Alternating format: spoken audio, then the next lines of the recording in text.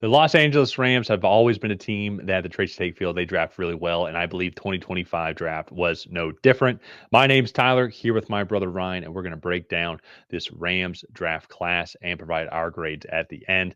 But before we get into that, Ryan is getting married here in a couple of weeks, so send him an early wedding day present by hitting that subscribe button and leaving a like and a comment.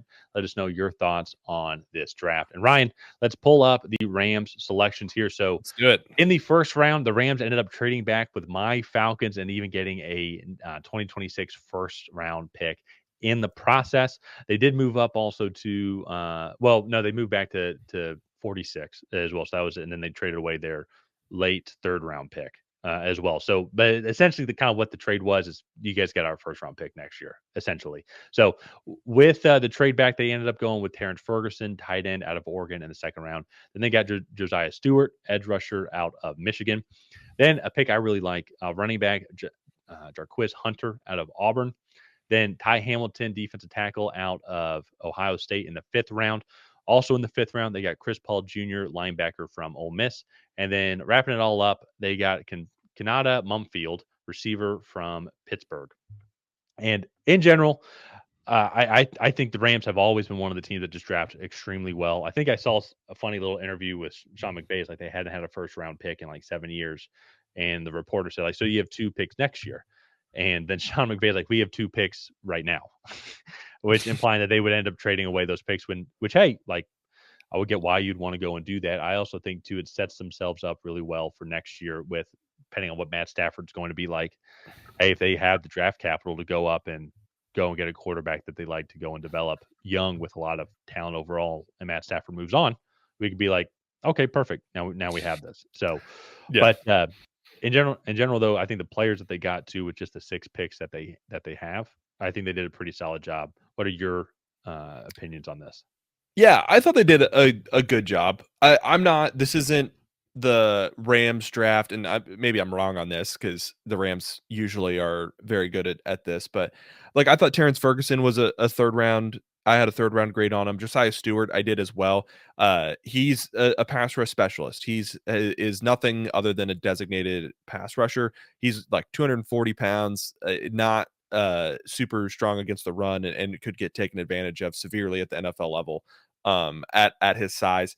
I like the day 3 picks, but how I'm weighting my grades, I weight the day 1 and day 2 picks much more than the day 3 picks.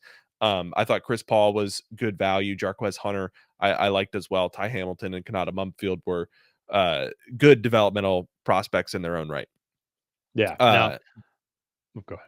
Oh, and so factoring in the fact that they also got a first round pick next year, I think that was a good move with 2026 or with the 26th pick to move back. But yeah, like I like these picks. I don't love them. I really wish they would have gotten a corner also. They didn't address probably their biggest need. And I felt like that was something that held them back last year. And so Yeah. hopefully that maybe they'll take one of those first round picks and move it for a corner in Yeah. this offseason. Maybe trade for Jalen Ramsey. Bring him back to LA. Yeah. Well, they don't have Just to send joking. a first for that, but That's true. That's a good point. But in general, I agree with your point. That was going to be my complaint also, is because I like the guys that they got, especially even to the day 3 value. I thought was good. But you're right though, no secondary help whatsoever, and they do have guys that are good, like that they drafted well, like Cameron Kitchens, like Cam Curl. Even to, yeah. they didn't draft Cam Curl, but still to have them in the secondary. But those are the safeties though. And outside corner wise though, they didn't end up getting. That being said, in their defense, to kind of counter our complaint of that, it's not like this was a stellar cornerback class in general. The two guys that were supposed to be the best, Will Johnson, and also then too as well, Benjamin Morrison, both had some injuries that were like, hey, maybe we don't want to take a chance on this guy. And then Jade Barron wasn't there when Rams were selecting at Yeah. 26. He went 20th to the Denver Broncos. So that I think would have been a guy that would have been very interesting for them to get. But so just to play devil's advocate against, I guess, our own point, it's not like this Yeah. was the best overall cornerback class. And with only 6 picks, you want to try and just get the best value that you can. And I think they got that in day 3. And then you do add on that first round pick as well. Real quick too, just kind of before we get into grades, I'm going to start saying this now more. So like Jarquez Hunter, he's 5'9", and so on his ESPN scouting report, and because he's built low to the ground, his contact balance is outstanding. That's it for all my short friends. That's what I'm going to start saying. He's just built low to the ground. He's just built low to the ground. Well, Yeah, Ryan and he I, just he just has good contact balance. he has good contact balance because he's built low to the ground. And so you and I, though, we have bad contact balance because we're built Yeah. far from the ground. I just think that's a funny way to say he's short. So, but that being said, though, to the point though, I think he can come in, and this is going to be, I think, one of those Los Angeles Rams day 3 finds as well. I think him and Blake Corum are going to do a great job complementing Kyron Williams as well. But also too, to think about it, Kyron Williams is coming into a contract year as well too. So Yeah. are the Rams going to want to continue to pay him as well, or move on from him? And then we're going to have Blake Corum and Jarquez Hunter. And I think Blake Corum's also built low to the ground as well. So I think it's going to be an interesting combo between the two guys. If that's a route that they end up going, it gives themselves options moving forward with their contracts. So Yeah. that being said, Kyron Williams also too, when the team was struggling in the first half of the year, I think he had 10 of their 16 touchdowns or something like that at one point in the season. So like he's a pretty valuable member of this Rams team. Yeah. So curious to see how the running back room battle goes. But I really like the way this offense is coming together. Really like the way the defensive front seven is coming together. You're right. If there's one thing, this is what's going to make this draft, I would say like a B plus for me. And maybe instead of like an A minus or an A, is they didn't address the secondary at all, but they did end up getting a first round pick for next year's draft. And so Yeah. hopefully it's a bad first round pick. Hopefully my Falcons actually make the playoffs this year, but probably not. I'm gonna go a little bit in the other direction. I like the trade back. I like getting the first round pick.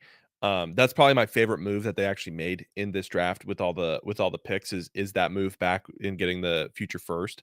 So I'm actually going to give this just a C, like an average grade Okay. for me. Uh, I thought Terrance Ferguson was a third.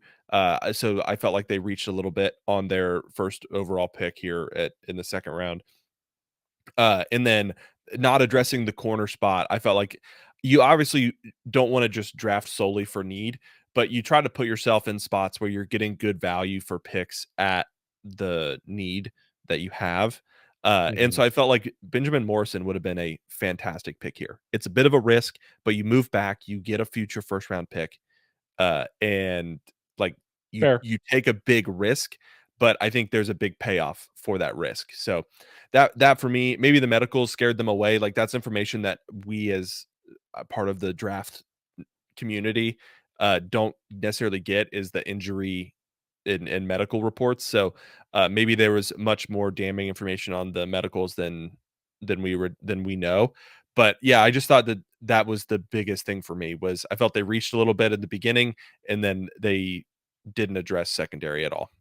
Yeah. No, So and I think that's fair. But I think at the same time though too, that's where I kind of lean towards then trusting those scouts. And the Rams are, especially the Rams, like I know they've lost that James Gladstone guy to Jags as like their GM, but he was one of their head scouting guys that worked his way up, and I think he was an influential person in their scouting.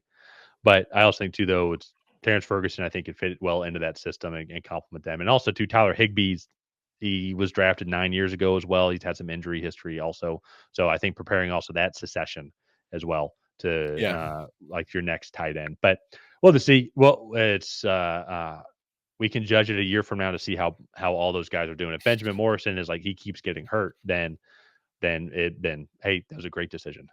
Yeah, yeah, exactly. So I like the Rams. I think they're primed to kind of repeat this defense looks really good. This offense, I think, is toting up to be a really solid group as well. So let's go ahead, let's wrap it up there. If you guys haven't already, please go ahead and like and subscribe. That is the best way to help out the channel. Right down there, leave a comment on what you thought of the Rams 2025 draft. Did you love it? Did you hate it? What would you have done differently than that? We'll see you guys next time.